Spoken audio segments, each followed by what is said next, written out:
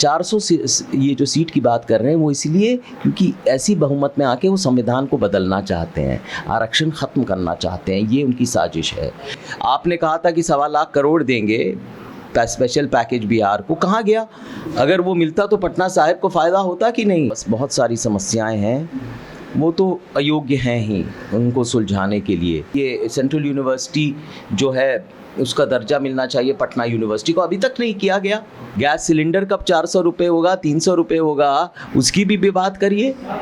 ख़त्म होने की बात तो आप करते हैं, आप खुद ही ख़त्म हो जाएंगे भैया। पहली नौकरी पक्की, मुख्य बिंदु यही है, पहली नौकरी पक्की। और महिलाओं को, गरीब महिलाओं को 1 लाख रुपए सालाना मिलेगा। भीषण गर्मी के बीच लोकसभा चुनाव के लिए 1 जून को होने वाले अंतिम चरण के मतदान का चुनाव प्रचार समाप्त हो गया। शनिवार को नालंदा, आरा, बक्सर, सासाराम, काराकाट, जहानाबाद, पाटलिपुत्र और पटना साहिब में वोट डाले जाएंगे। पटना साहिब के निवर्तमान सांसद और भाजपा उम्मीदवार रविशंकर प्रसाद सुप्रीम कोर्ट के मशहूर वकील हैं और केंद्र में मंत्री रहते हुए कई मंत्रालयों की जिम्मेदारी संभाल चुके हैं। रविशंकर के मुख्य प्रतिद्वंद्वी इंडिया ब्लॉक के कांग्रेस उम्मीदवार अंशुल अभिजीत कुशवाहा हैं। अंशुल पूर्व लोकसभा अध्यक्ष मीरा कुमार के बेटे और उप प्रधानमंत्री जगजीवन राम के नाती हैं। Anshul Abhijit university of Cambridge से एमफिल और पीएचडी किए हुए हैं। हाल के दिनों में कई स्थानों पर रविशंकर प्रसाद के खिलाफ लोगों ने विरोध प्रदर्शन किया। कर्णपुरा ग्राम के बाशिंदों ने इलाके में बैनर ही टांग दिया जिस पर लिखा था, मोदी जी से बैर नहीं, रविशंकर जी की खैर नहीं। रविशंकर प्रसाद मुर्दाबाद, मुर्दाबाद, मुर्दाबाद। स्थानीय सांसद होश में आओ, होश में आओ, होश में आओ। पटना साहिब के सांसद होश में आओ, होश में आओ, होश में आओ। रविशंकर प्रसाद मुर्दाबाद, मुर्दाबाद। लोगों की शिकायत है कि उन्हें किसी प्रकार की सुविधा हासिल नहीं है। उन्होंने कहा कि वे चुनाव का बहिष्कार करेंगे। दिखते हैं कोई चीज के, कौन चीज के, ये सब चीज के तो यार दिखते हैं। न नली है, न गली है, न कुछ है, न पानी है, न अथी है। वोट हमने से ले है, न वोट लेने के बाद में जाके सूत रहा है, सूत रहा है। तो हमने के कुछ न, हमने के घर जो न इंदिरा आवास बना है, न हमने के कुछ न बनते है। बाल बच्चा ओने जाए हागे मुते तो ओने मारा है, ओने जाए सियाना हागे तो ओने हागे मुते जाए तो मारा है। तो हमने के तो कुछ है ही ना है। गरीब आदमी खाली वोट दे दे के हमने ऐसी रही, हमने अब ना वोट देवा। दूसरी तरफ रविशंकर प्रसाद चुनावी सभाओं में गर्व से कहते हैं कि वो एनडीए के उम्मीदवार हैं और नरेंद्र मोदी बिहार का विकास करना चाहते हैं। नरेंद्र मोदी जी बिहार का विकास करना, देश का विकास करना चाहते हैं। और अब तो रविशंकर नरेंद्र मोदी के उम्मीदवार हैं। रविशंकर प्रसाद नीतीश कुमार के उम्मीदवार, रविशंकर प्रसाद चिराग पासवान के उम्मीदवार, रविशंकर प्रसाद जीतन राम मांझी के उम्मीदवार और रविशंकर प्रसाद उपेंद्र कुशवाहा के उम्मीदवार। यही तो है एनडीए। उनके नेता कौन है? कौन बनेगा प्रधानमंत्री? और जो घूम रहे देखो भैया, मैं आपके खिलाफ लड़ने वाले का नाम नहीं लेता। 19 में शत्रुघ्न सिन्हा को हमने 2,90,000 वोट से हराया। हमने कभी नाम नहीं लिया। हमने कहा पटना साहिब की आवाज खामोश नहीं है। आज जो घूम रहे हैं चुनाव के पक्ष में, राहुल गांधी घूम रहे हैं, उनका नाम नहीं लिया। क्या एजेंडा है उनका हिंदुस्तान का? क्या एजेंडा है उनके पटना साहिब के विकास का? इधर वोटिंग से 48 घंटे पहले बिहार लोक संवाद ने अंशुल अभिजीत से उनके एजेंडे और चुनावी नतीजों को लेकर खास बातचीत की।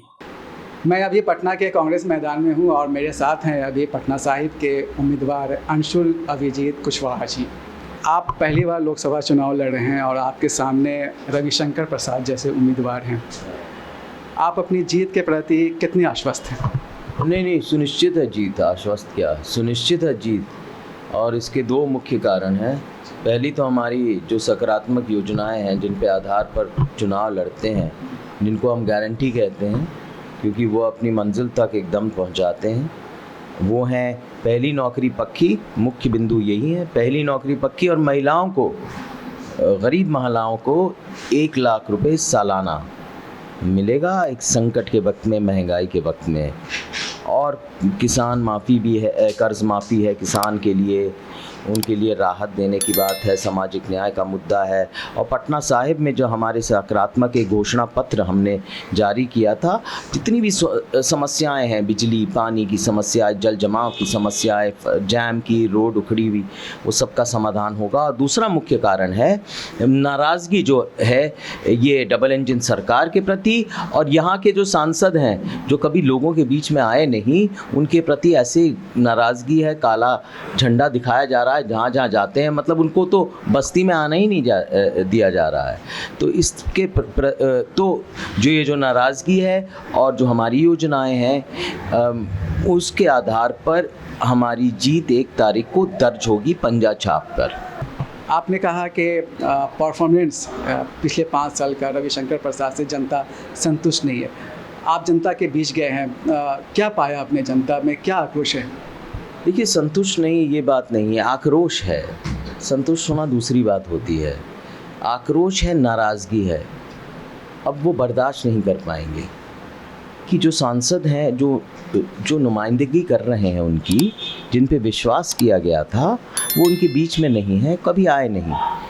समस्या को सुलझाना एक और बात होती है। बस बहुत सारी समस्याएं हैं, वो तो अयोग्य हैं ही उनको सुलझाने के लिए, लेकिन आखिर उनकी जो फरियाद है उसको बैठ के सुनिए, तो कार्य तो करिए, चिट्ठी तो लिखिए, कुछ निर्माण के कार्य करिए, आपको फंड भी मिलता है।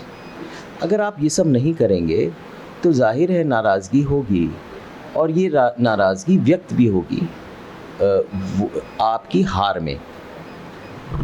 रविशंकर प्रसाद कहते हैं कि धारा 370 हटाया गया, 3 तलाक का कानून बना, और बाकी चीज़ें कहते हैं। वो नेशनल लेवल पर बहुत सी बातें कहते हैं। स्थानीय लेवल पर आपने क्या महसूस किया कि वो 5 साल जो विकास के लिए था, वो क्या विकास आपको कहीं नज़र आया? नहीं, देखिए, विकास तो नज़र आया ही नहीं। डबल इंजन सरकार बिल्कुल विफल है, और इसलिए प्रधानमंत्री जी भी इतने परेशान हैं कि बार बार उनको आना पड़ रहा है। ऐसा कभी हुआ है? अप्रत्याशित है। राष्ट्रीय मुद्दे बेरोज़गारी नहीं है, यहाँ का मुद्दा नहीं है बेरोज़गारी। महंगाई, जो कमरतोड़ महंगाई है, सब्ज़ी दाल आटा की कीमत, मसालों की, कड़वे तेल की, ये और जो सिलेंडर आपने 1200 रुपये कर दिया है, पेट्रोल तेल की जो कीमत है, ये राष्ट्रीय मुद्दा नहीं है।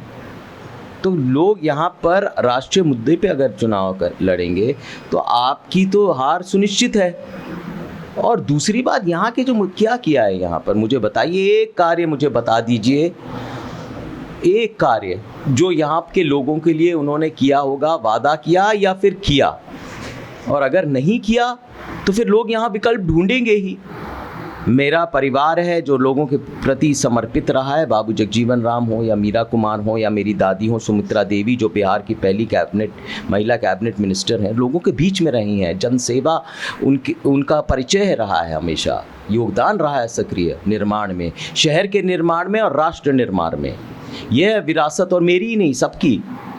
तो वो जनसंपर्क और सियासत में मैं नया नहीं हूँ, बचपन से ही हूँ सियासत में। एक तरह से सियासी परिवार में होने का कुछ फ़ायदे हैं कि आप लोगों के दुख दर्द को समझते हैं बहुत पहले से ही। तो मैं पहले से ही राजनीति में हूँ, हर चुनाव में, और अब तो मैं सक्रिय तरह के एक चुनावी मैदान में हूँ। तो लोग पहचानते हैं ये सब बातें और वोट देंगे। प्रधानमंत्री लगातार वो हिंदू मुस्लिम कर रहे थे, मंगलसूत्र कर रहे थे, रिजर्वेशन को लेकर के बहुत सी बातें कही उन्होंने। आप जब ग्राउंड पर गए तो क्या आपको लगा कि जनता उनकी बात को लेकर प्रभावित है, या वो समझ रही है, या लग रहा है कि बस ये जो है ऐसे ही कह रहे हैं? जनता थी कहाँ? जो यहाँ रोड शो हुआ, कौन थे उसमें? बाहर के बुलाए हुए, आमंत्रित किए हुए मेहमान थे, यहाँ की जनता नहीं थी। यहाँ की जनता तो आईना दिखाएगी भाई। अगर समस्याओं का हल नहीं हुआ तो कब तक आप बर्दाश्त करेंगे? अगर जल जमाव है, अगर बिजली नहीं मिल रही है, पानी की किल्लत है, हर मोहल्ले बस्ती में जाइएगा कि पूरे पानी कहाँ आ रहा है, किधर गए? रोड साड़ी उखड़ी हुई हैं। ये खूबसूरत शहर को बर्बाद कर दिया ये डबल इंजन सरकार में। तो लोग पूछेंगे नहीं आपके वादे का क्या हुआ, विशेष राज्य के दर्जे का? प्रधानमंत्री जी देखिए, देश के मुखिया हैं, वादा करते हैं, उनको निभाना चाहिए। लेकिन अब तो ऐसा हो गया है कि बस खोखली बातें मशहूर हैं उस कहने के लिए। आपने कहा था कि 1.25 लाख करोड़ देंगे, स्पेशल पैकेज बिहार को, कहाँ गया? अगर वो मिलता तो पटना साहिब को फ़ायदा होता कि नहीं? आपने जितने भी वादे किए वो खोखले निकले, तो जनता तो सवाल करेगी। अभी हाल में आपने संकल्प पत्र जारी किया है, क्या खास बात है उसकी? संकल्प पत्र हर एक वार्ड में, हर एक पंचायत में गांव की जो समस्याएं हैं पहले तो हमने उनका उल्लेख किया, और जो समाधान है क्या होना चाहिए, या तो फिर शिक्षा के माध्यम से, जैसे हमने कहा कि छात्रावास में निःशुल्क भोजन मिलना चाहिए, या फिर फ्री कोचिंग मिलनी चाहिए, सैटेलाइट की निःशुल्क कोचिंग मिलनी चाहिए IAS के एग्ज़ाम्स के लिए। जो समस्याएं हैं उनका समाधान होना चाहिए। विशेष राज्य का ये सेंट्रल यूनिवर्सिटी जो है उसका दर्जा मिलना चाहिए पटना यूनिवर्सिटी को, अभी तक नहीं किया गया। भाई रविशंकर जी खुद वहाँ से पढ़ के आए, अभी तक क्यों नहीं हुआ? मुझे एक चीज़ बताइए, जवाब देना पड़ेगा भाई, चुप नहीं रहते लोग। मैं तो सवाल कर रहा हूँ, लेकिन ये मेरे सवाल नहीं है, मैं तो सिर्फ एक माध्यम हूँ जनता का। ये सब जनता पूछ रही है, हम जनता के बीच में जाएंगे, उनसे हम कहते हैं कि हम पे विश्वास करिए।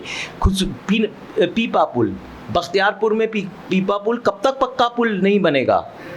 अगर आधे महीने, साल के आधे महीने, 6 महीने अगर वो इलाका वंचित रह जाता है, अलग रह जाता है, तो भाई ये उचित है कि नहीं है? एक खौफनाक पुल जो मैं कई बार जिस पे गया हूँ, उस पे जाके तो देखिए, ये कब तक रहेगा? जल जमाव की समस्या कब तक रहेगी खुसरूपुर में? एक मुद्दा नहीं है, कई मुद्दे हैं, हमने उनके बारे में लिखा, उल्लेख भी किया और समाधान भी दिया। ये हमारा संकल्प है। राजनाथ सिंह का बयान आया है कि कांग्रेस ख़त्म हो जाएगी इस चुनाव में। नहीं, देखिए सियासत में तो बयान आते रहते हैं, वो करेंगे, बयान लोग करते रहते हैं, लेकिन कुछ बेरोज़गारी के बारे में भी कह दें, बेरोज़गारी ख़त्म होने की बात कह दें, महंगाई ख़त्म होने की बात कह दें, अच्छा लगेगा। मंदी ख़त्म होने की बात कह दें, निवेश आएगा, कहाँ से आ रहा है इसकी बात ज़रा चर्चा करें। अगर डीजल के दाम इतने ऊंचे हैं, आसमान छू रहे हैं, तो वो कैसे कम हो उसकी भी बात करिए। गैस सिलेंडर कब 400 रुपये होगा, 300 रुपये होगा, उसकी भी बात करिए। ख़त्म होने की बात तो आप करते हैं, आप खुद ही ख़त्म हो जाएंगे भैया। आप आपके जो पार्टी है, जो ऐसे आर्थिक विषमताएं इस तरह होती रहेंगी और आप आर्थिक स्थिति को ऐसे बर्बाद करते रहेंगे, तो आप ही खुद ही सिमट जाएंगे।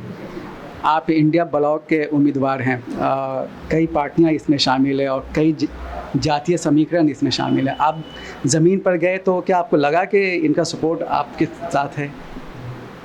अरे ताकतवर है, महागठबंधन है ये। तेजस्वी जी, लालू जी हमारी मीटिंग में कितने, अभी मीटिंग होने वाली है तेजस्वी जी के साथ, लगातार आ रहे हैं, सारे गठबंधन के नेता आ रहे हैं, मुकेश सहनी जी साथ में है। साथ क्या, ये चुनाव महागठबंधन का चुनाव है, उनके मुद्दे हैं। जो रोज़गार दिया गया तेजस्वी जी ने, हमारे जो रोज़गार जो हमने UPA के समय दिया, ये मुद्दे हैं। ये मुद्दा है कि हम जो कहते हैं वो करते हैं। बयानबाजी सिर्फ नहीं है हमारी राजनीति। और ये इसकी बात की पुष्टि भी कर्नाटक, तेलंगाना में हो चुकी है। जैसी सरकार हमारी आई तो जितने भी हमने वादे किए थे, हमारी 5 गारंटी थी मुख्य, महिलाएं को लेकर, निःशुल्क यातायात को लेकर, बिजली को लेकर, किसानों को लेकर हमारी गारंटी थी। उसी समय हम मंजिल तक पहुंचाए, उसी समय हमने लागू किया। कोई विलंब नहीं, कोई इंतज़ार नहीं, किसी को नहीं करना पड़ा। ये है हमारी राजनीति, ये है हमारा परिचय। अमित शाह ने कहा है कि वो सत्ता में आएंगे वापस तो जो पसमानदा मुसलमान है, पिछड़े मुसलमान हैं, उनका रिजर्वेशन ख़त्म कर देंगे। क्या ये संविधान के अनुकूल है ये बात? नहीं, देखिए बार बयान बहुत आते रहते हैं। मैं एक बात इतना कहूँगा, आखिर वो 400 सीट जो की मांग कर रहे हैं कभी सपनों में भी नहीं आ सकती। उनको तो जानते भी नहीं है क्या हुआ। ये तो 300 सीट लाकर समझते हैं 500 आ गई। इनको पता है कांग्रेस की बार कितनी सीटें आई थी, इनको तो पता भी नहीं है लोकप्रियता होती क्या है। 400 ये जो सीट की बात कर रहे हैं वो इसलिए क्योंकि ऐसी बहुमत में आके वो संविधान को बदलना चाहते हैं, आरक्षण ख़त्म करना चाहते हैं। ये उनकी साजिश है और लोग समझते हैं, घबराते हैं और वोट उनके देंगे कि संविधान सुरक्षित रहे। महागठबंधन इंडिया ब्लॉक को वोट इसीलिए पड़ेगा। 4 तारीख के रिजल्ट के बारे में आपका क्या प्रेडिक्शन है? अरे हम जीत रहे हैं बहुमत से। प्रेडिक्शन क्या होगा? जीत इसलिए रहे हैं कि लोग परेशान हैं और हमारी योजनाएं इतनी सुदृढ़ हैं और हमारे पास ये इतिहास है कि जो कहते हैं वो करते हैं, इसीलिए हम जीत रहे हैं।